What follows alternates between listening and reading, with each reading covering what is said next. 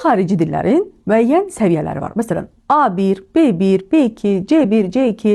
Yəni bu o deməkdir ki, sən bu dildə nə qədər üstünlük qazanmısan, nələri öyrənmisən, mürəkkəb danışıq, aydın və səlis nitqi bilirsənmi və bunlar üzərində sertifikatlar alınır. Amma Azərbaycan dilində təəssüf ki, hələ bu hazırlanmayıb ya da mənim xəbərim yoxdur.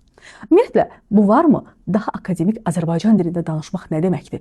Bugün mən elə bu yaxınlarda bir hüquq fakültəsinin tələbəsinə dərs deyirdim. O qədər təhsil alıb, yüksək balla, heç bir ödəniş olmadan təhsil alır.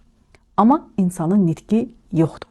Deyirəm, sən bu hazırlıqlar ərəfəsində heç mi bir nitqin üzərində çalışmamısan? Necə danışır? Adi məişət üstündə. Mən sizin təlimlərə yazmaq istəyirdim, hansı ki mənim inkişaf etdirəcək. Özünüz bilirsiniz də, yəni mənə bu çox lazımdır, mən gələcəkdə vəkil olacağam. Deyirəm, əzizim, sən vəkil olacaqsan, təhsil də alırsan, o qədər yüksək bal toplamısan. Bu nə danışıqdır?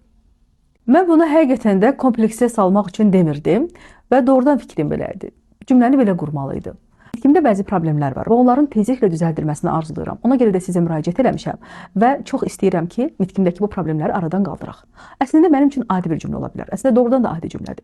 Amma hətta bunu belə məişət üslubunda deyir bugün bizim ziyalılarımız, yəni təhsil alanlarımız. Heç mən o yüksək təhsil almayanları, heç ali təhsil olmayanları demirəm. Azərbaycanlılar artıq nitqlərində böyük bir problem yaşayırlar və ona görə də hər biriniz, əgər bu əziyyəti çəkirsinizsə, daha gözəl, daha səlis, daha aydın, daha doğru bir cümlə qura bilmək probleminiz varsa, yenə də bizə müraciət edə bilərsiniz. Peşəkarlar olaraq xidmətinizdəyik.